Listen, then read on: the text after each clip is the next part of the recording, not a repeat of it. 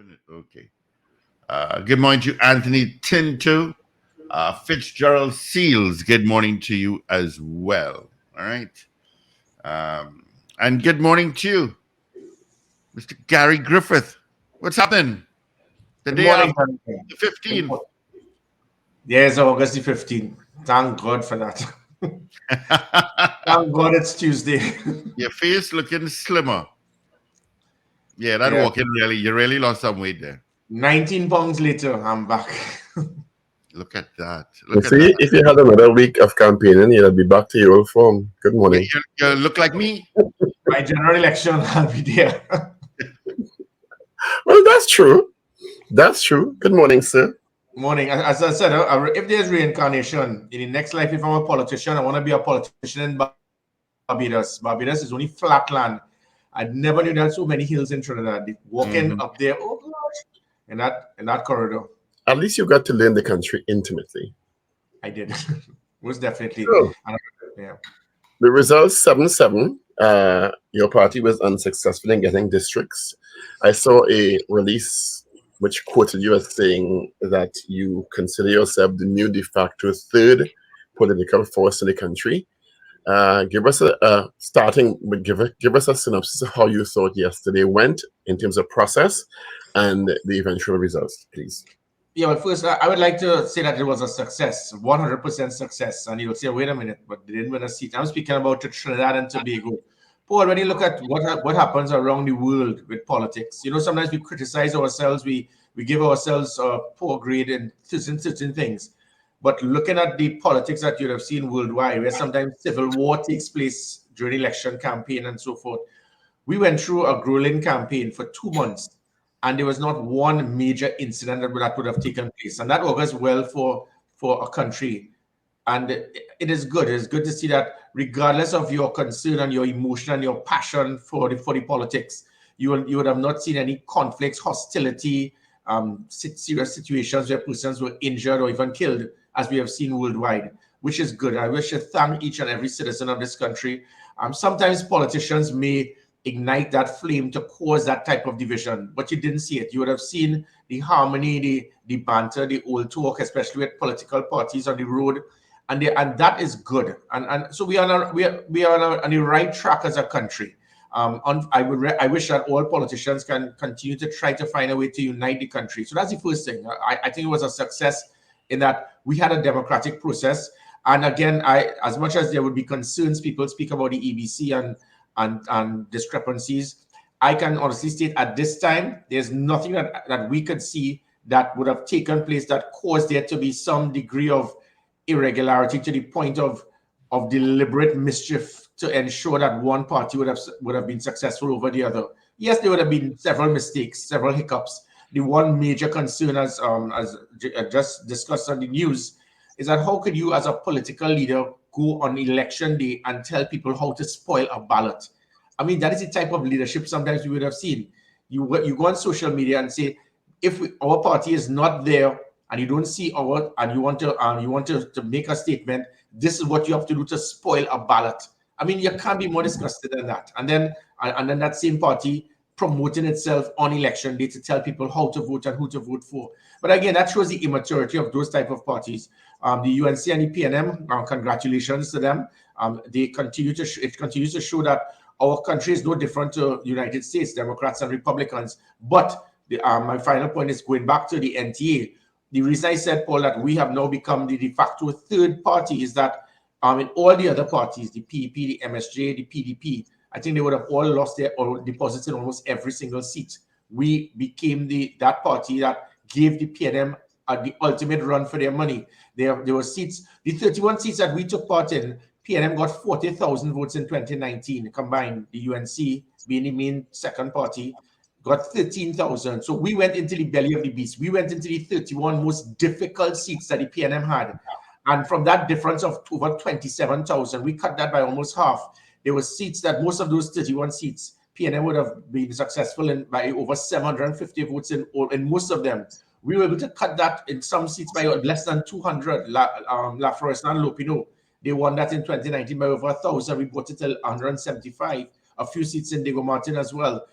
We didn't lose our deposits. So it showed that we were there. We gave the PNM a good run for their money. When you have a political party with a leader with 60 years that will spend most of his time in a pre-election campaign attacking the political leader of a party that's just less than a year old, it showed that we did well. We were able to cut that gap. And I think we played a very big part towards ensuring that the PNM did not win, because they were going to put all their resources into Sangre Grande in the hope that they can win whole San Fernando. But because we, NTA, took part in the campaign in Sangre Grande and San Fernando, it played a part to the result. Do you think your decision to have an accommodation with the UNC was successful? Did it help the NTA or did it hurt the NTA? Well, everything you do in politics, there's going to be the good and the bad. Persons have told me, you should have stayed the straight path. But again, as I mentioned, our politics is based on our constitution. It gives no room for a third party to go on its own. And because the reason you get into politics, Paul, is to serve people. A third party cannot serve persons unless it is that you form coalitions with other political parties. It is not going to work. I'm a realist. So this thing, no, you should stay on your own. We can't. I cannot afford for us to hope that we can build something so that in 2030 or 2035, a third party can be something that is that dynamic that they can win without the UNC. It is not going to happen. The ONR tried it in 81. They got 91,000 no seats. The NAR tried it in 91, 127,000 no seats. The COP tried it in 2007, 147,000 no seats. It is not going to work. Our constitution does not allow for proportional representation. The first past the post would always be A or B. We have to make sure that, listen, we become part of that, having our own identity, having our own principles and so forth, and making sure that we can form a strategic alliance and have that mutual respect so that we can have the opportunity to serve persons. So as much as certain persons may have left, I consider those individuals, they're really a PNM, but just vexed with the PNM. So you wanted us to stay as a third party because you wanted to join us because you're vexed with the PNM.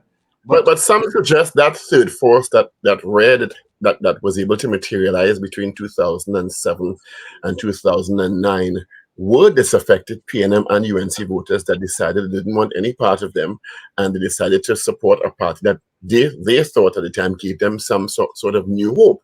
So do you think the NTA has been able to re-energize that particular group, especially in the context of a low voter turnout? And part two, why do you think there was a low voter turnout despite these vociferous campaigns by the PNM, the UNC, the NTA, the PP, etc.? Yeah, and you're correct. You are correct. So the COP, when they had the 147,000 votes, that was based on the fact that they were still alone.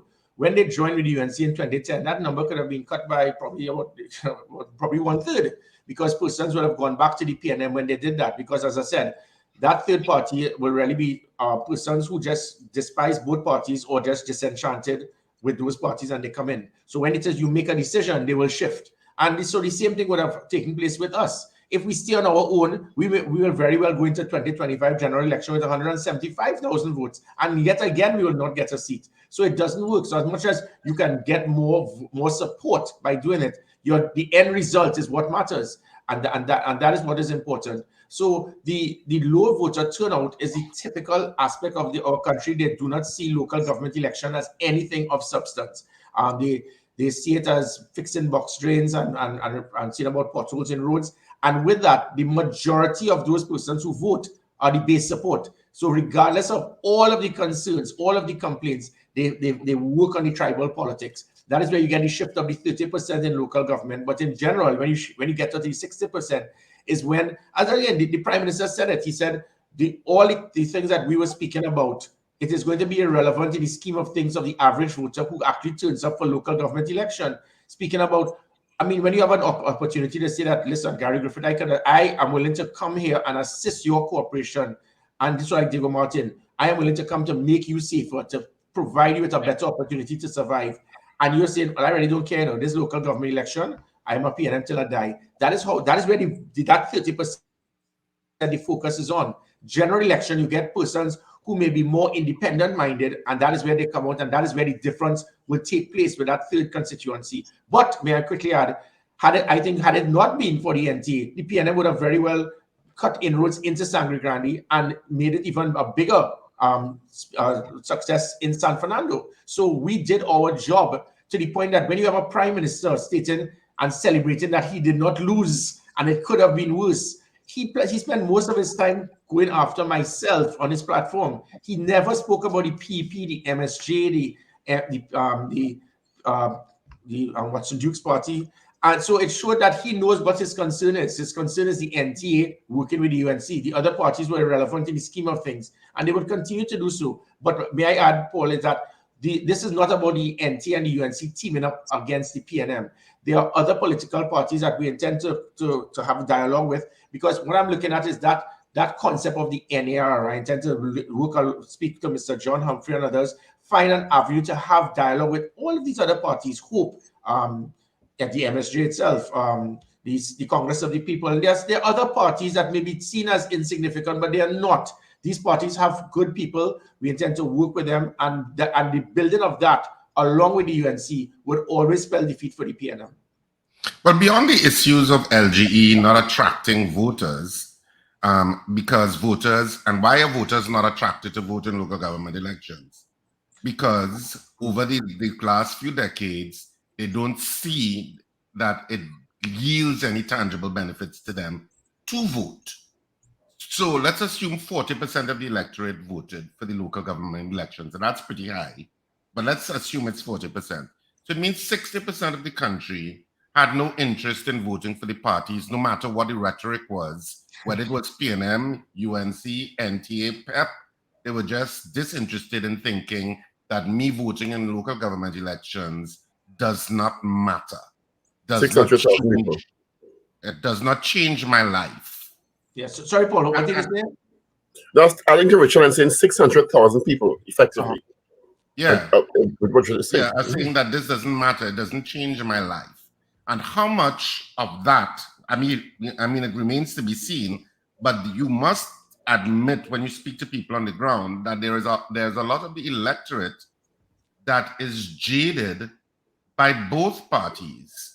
And even the smaller parties, they're jaded by the political process in the country because they don't think that there are leaders that are inspirational. They don't think there are leaders that are transformational, and that the parties themselves are not that different. And so therefore, there is no clear vision that I am completely different. I am about transforming Trinidad and Tobago to be this kind of space. And the discourse and the level of interaction, including yourself, Gary, in terms of how politicians talk to each other, is disheartening to people who have to face the groceries, who have to face landlords. Up to now, we have no rental law that deals with dealing with the relationship of landlord and tenant in a tangible way that seeks the interests of tenants. And why? My opinion is because a substantial portion of Parliament, both in the Senate and in the House, are landlords. So people on the ground don't see that the political system, in large part, reflects in improving their lives. And then you have the discourse that takes place. You, of course, will not take any retort that comes from the Prime Minister lightly. You feel the need to retort back.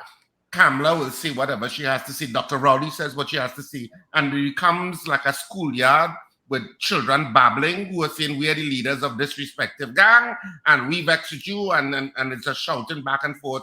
And the electorate is like, yeah, but my grocery bill and what I pay for $500 is now dropped to $200 while you all squabble. Why should we vote? Yeah, well, all right. I agree with you, Richard. So 2 points. Firstly, good color jersey you're wearing this morning. I appreciate that. the second, and you're correct. But you see, as much as you say that, I don't want us to feel that we are trying to undermine the intelligence of citizens in our country. Because as much as you say that, Richard, you are given it can give the impression that we are saying, look, Trinidad and Tobago, we are illiterates and we continue to blindly follow two major political parties. So you're basically casting aspersions on, I roughly will say, is about 200,000 people that will, if Keith Rowley or Kamala Prasad be said, so whichever political leader, they could probably go downtown and do whatever, and people, they will still be supported. I don't say not at all. Yeah, no, but it happens. I mean, when you look at what has happened in this government with the things that Keith Rowley would have done in any other country in the world, there would have been a snap election because of decisions made. But still, 200,000 plus persons will still vote for him. And the same would happen with the United National Congress. So there will always be that base support. Politicians go out of their way to ensure that there's division at times because the race card will always pop up. It is the norm. Let us bring back and solidify our base. So there's a serious division in this country in that with that racist politics. So you're going to get that 200,000 on either side, and that's holding. You are speaking about that 150 to 200,000 persons who may not be PNM or UNC till they die, and they are fed up with the politics. They're fed up with of all of that. But where do we go from here? I agree with you. And there's nothing I can state that you have said that I can try to defend, even with myself. Again, when you speak about Gary Griffith, when I was Minister of National Security, there was never one incident of me doing anything other than total acting as a diplomat. When I was Commissioner of Police, it was a battle I had to fight with criminal elements. But when you speak, I must fight to defend my name if someone makes false accusations on me. And maybe it is how it is interpreted. People may be offended. But my concern is really and truly what you said, that all of the situations that the people have on the ground, they're seeing that it's not being dealt with because of this type of possible childish atmosphere that you get from a high political level. And I agree it must stop. But we say that, but the same persons vote for the same individuals again. We have one political party. He spent every single time attacking, discrediting, saying the nastiest things about people. And by and large, he may have acquired probably a couple thousand votes. So there will always be different individuals. But you allowed yourself to become part of it. Well, I beg to differ, Paul. I mean, when you look at everything that I have continued to speak about, the majority has been trying to find ways to build the country, to unite the country. I keep talking about it.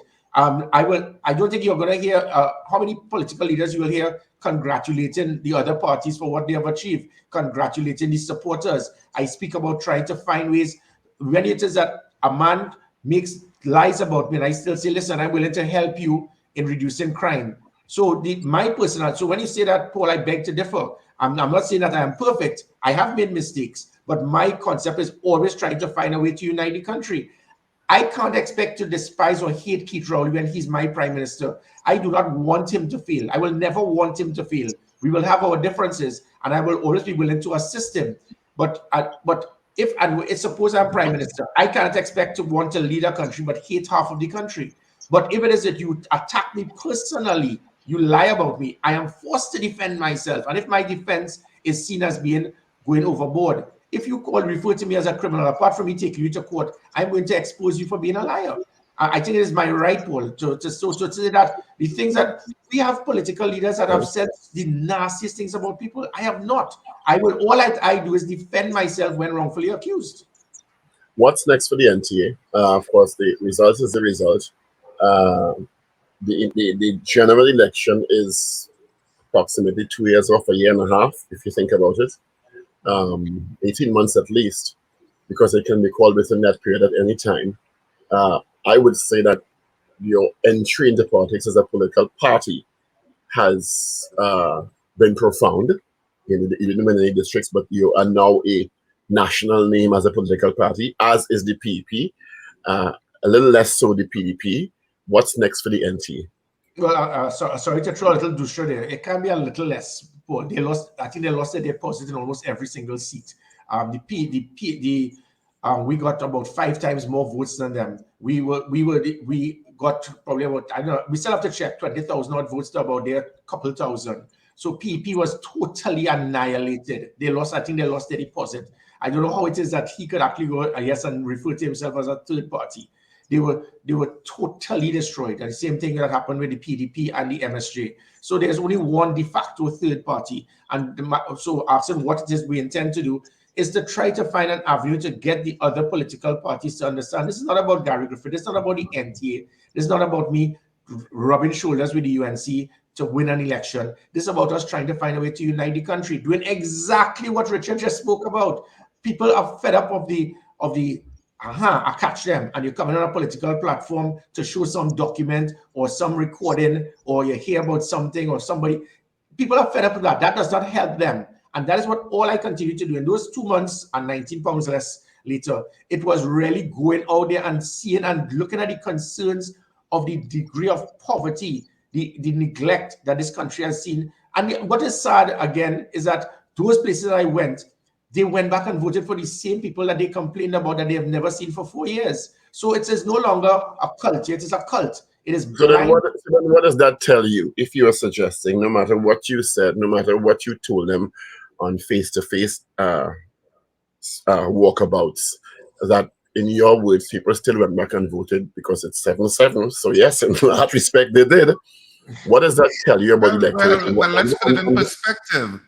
34 to 35% maybe. Let's say maximum 40% of the population voted. So some of those people did not vote. Mm-hmm. Yeah, well, that's it. And that is the point. That 34% was really and truly those persons who will be a PNM or UNC till I die, and I'm not going to change it. The general election is when that extra 26% kicks in, and they start listening. Wait, Gary has a policy that is going to bring us back to a degree of safety. This individual is going to ensure economic prosperity. We have people that could improve our health system, our education, our economy, our sports, our culture, our social development. And with that is where it is the third constituency kicks in, which is in a general election, and that's where the NTA comes in. So with that, but still, we were able to cut inroads so much to the extent that I said, a man leads a party with 60 years, spent most of his time attacking one political leader. He never spoke about the PP. He never spoke about the MSJ. He never spoke about Watson Duke. Remember that. The PNM saw total insignificance in those parties. He saw the NTA and Gary Griffith as his main threat, and there was concern. So we became something like the kamikaze pilots in a war, where we went in there to the belly of the beast of those 31 hardcore PNM seats. And had we won any of those, the UNC would have definitely won San Fernando easily and other seats. But what we did is go in there on that front line, and it caused the PNM to take a lot of their resources that they had initially for Sangre Grande and San Fernando to come back to deal with their home base, to ensure that there was some degree of hold and control, because usually PNM versus UNC, there's no need to even go and do any. Colin Imbert spoke about it, so I don't need to campaign. How do you keep just as you lay criticism at Dr. Rowley, in terms of what he has said on the platform, there are lots of people who lay criticism at Kamala Prasad-Bissessar, and by and large, and that's the party you have aligned yourself with. So do you think Kamala Prasad-Bissessar, as the political leader of the UNC, is a valid choice and is the best candidate to lead the UNC in 2025? Because you're 7-7 again. Yeah, I know, Paul. Richard, sorry, I hear you, but that is not my call. That is not my business. And that is sometimes that is what the problem that we had with the COP. They were getting involved in the affairs of others. I know what the NTA brings. I know that I have a responsibility as the person that is trying to serve that third constituency, that bridge constituency of that 150,000 odd. The UNC, they will handle their business. At this time, I have a good work relationship with Kamala Prasad-Bissessar. We communicate constantly. There's mutual respect, good dialogue, which probably did not take place. And that's why what the country wants, you see that third constituency, they just want to ensure that we are not going to be to do the same thing that the COP did. I can give them that assurance. But the decisions that the UNC makes, that's that's the UNC. I will be totally out of place to make any comment. But again, what we have to also let me just quickly state, what the PNM can get away with, the UNC can never get away with. The PNM continues to push the narrative about the UNC on Section 34. This was a situation where a mistake may probably have been made, and within 24 hours it was rectified, so it never had a concern. And then if you feel Kamala Prasad-Bissessar, imagine she was leading up a government and government officials sign a document to send 10 police to Barbados to abduct someone, there would be a call for a snap election, or shutting down Petrotrin, or bringing back property tax, or if Kamala Prasad-Bissessar went to President Box. You said government officials signed the document.